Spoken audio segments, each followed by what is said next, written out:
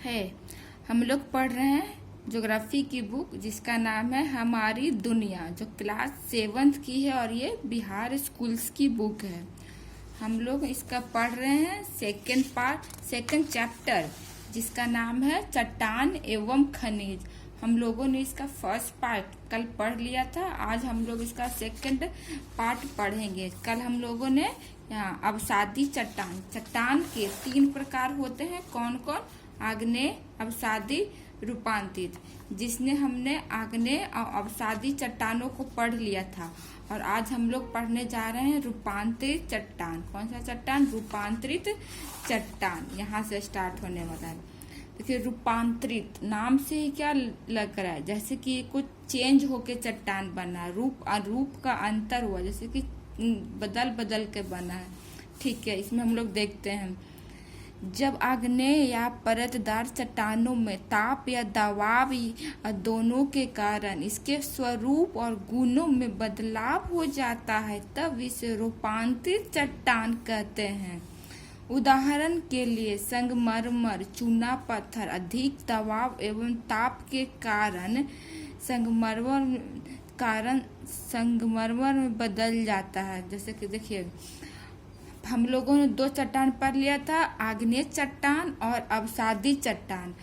ये दोनों चट्टान से ही बनेगा रूपांतरित चट्टान। अगर हम लोग आग्नेय चट्टान को ले लें, आग्नेय चट्टान जब छोटे छोटे टुकड़ों में बदल जाएगा और उस पर ताप और दबाव अगर दिया जाएगा तो उसके स्वरूप और गुण में बदलाव हो जाएगा। उसके परिणाम स्वरूप एक नया पत्थर बनेगा जिसको बोलेंगे रूपांतरित चट्टान।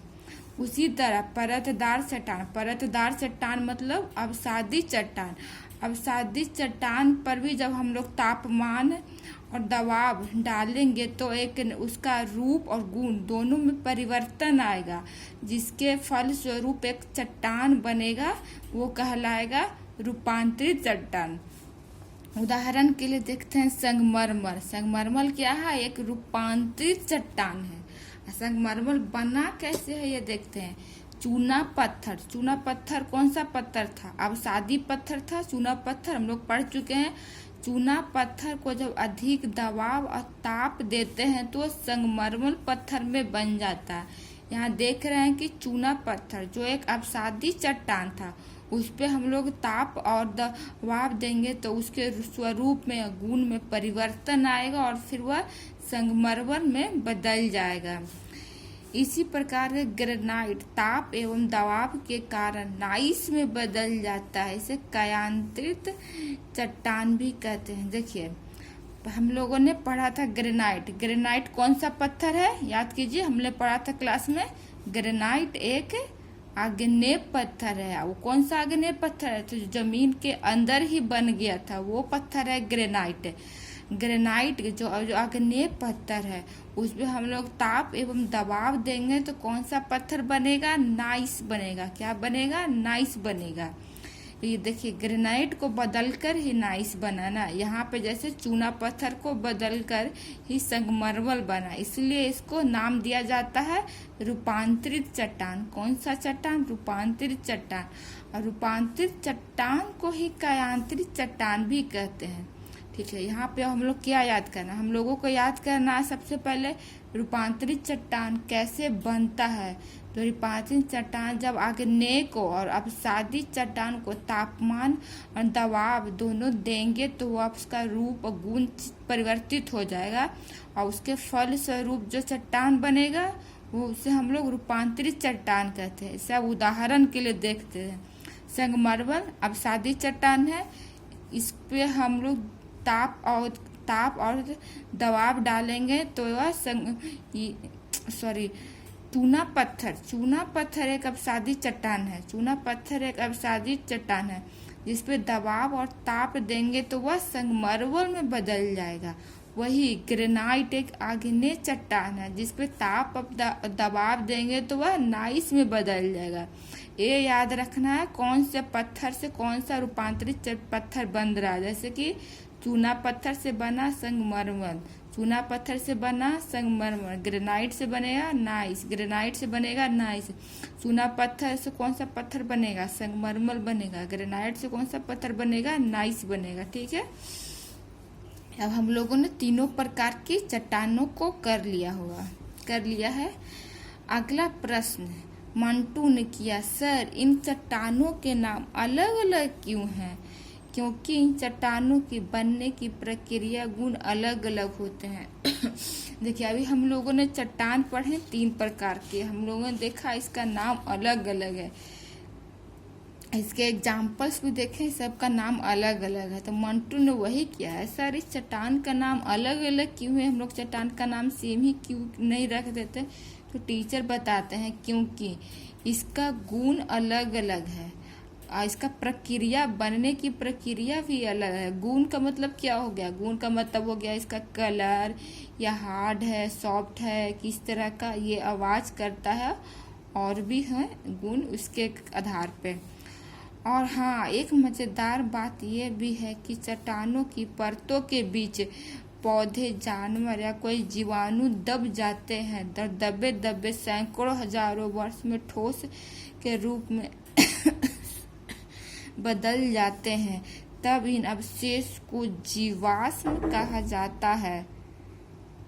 तब अवशेष को हम लोग क्या कहते हैं? जीवाश्म कहते हैं।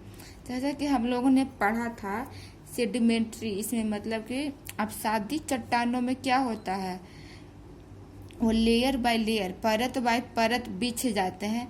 जब परत बाय परत बिछ जाते हैं तो उनके बीच पौधे भी आ जाते होंगे, जानवर, जीवाणु दब जाते होंगे।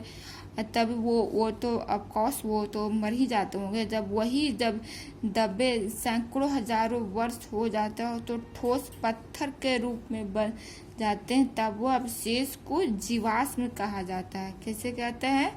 जीवाश्म उसे कहते हैं। और ये जीवाश्म है जो कौन सा पत्थर में मिलेगा? जीवाश्म आग्नेय पत्थर में नहीं मिलेगा, ये जीवाश्म मिलेगा किसमें? अवसादी चट्टान में। ये याद रखिएगा, अवसादी चट्टान में मिलेगा। जीवाश्म किस में मिलेगा? अवसादी चट्टान में मिलेगा, आग्नेय में नहीं मिलेगा।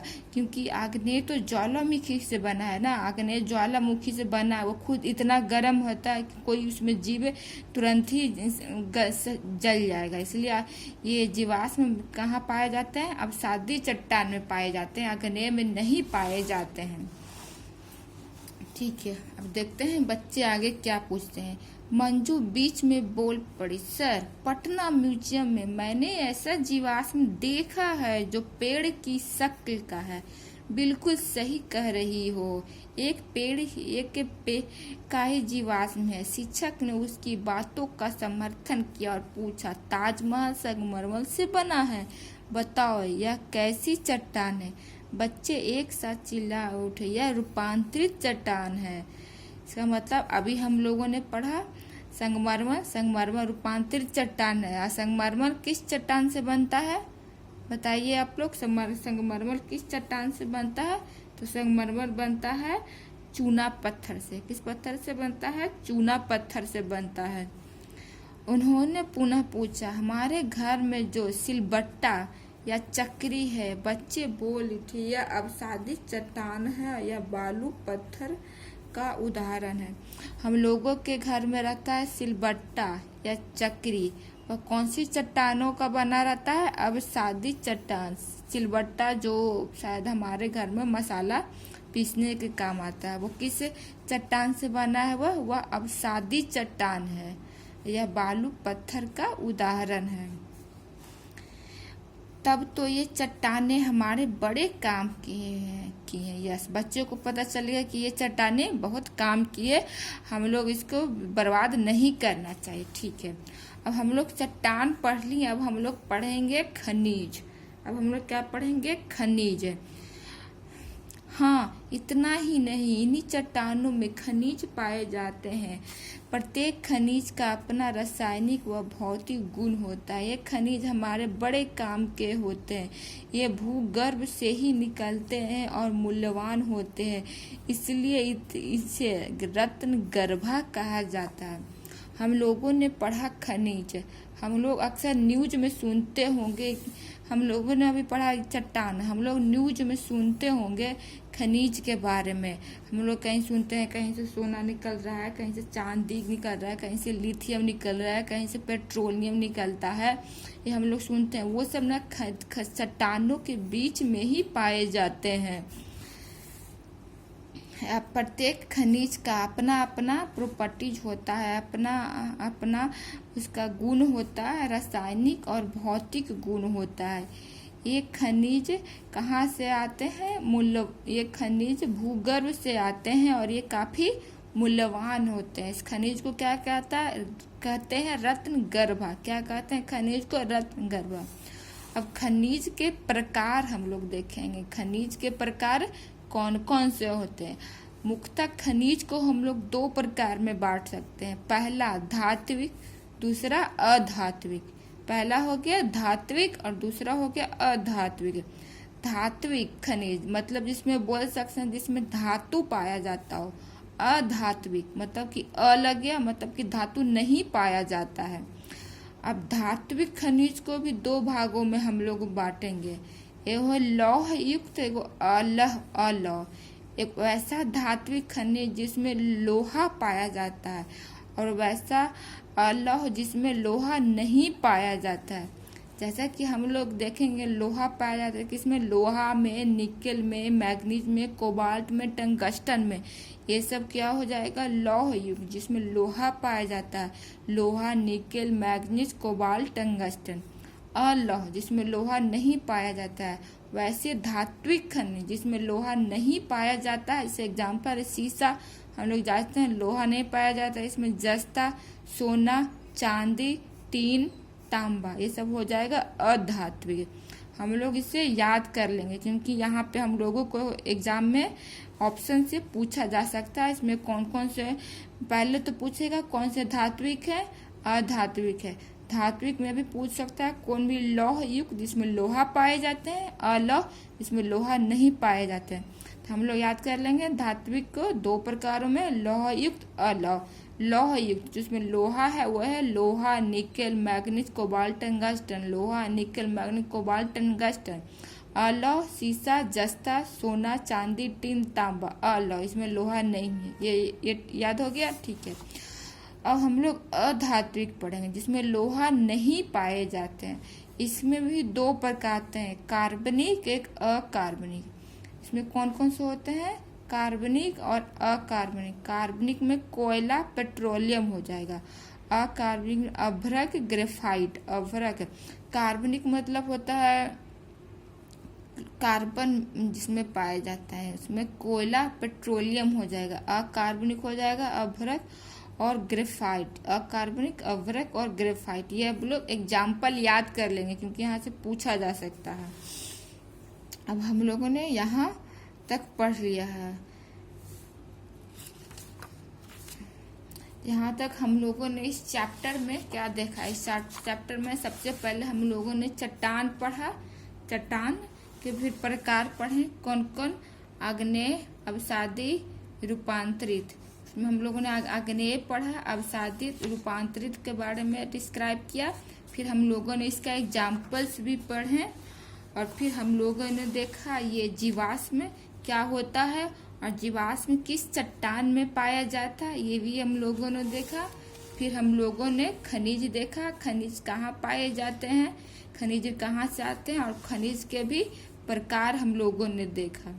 ठीक है, तो अभी यहाँ तक हमारा चैप्टर खत्म होता है। फिर कल हम लोग इसका क्वेश्चन देखेंगे जो एग्जाम्स में हमारे आ सकते हैं।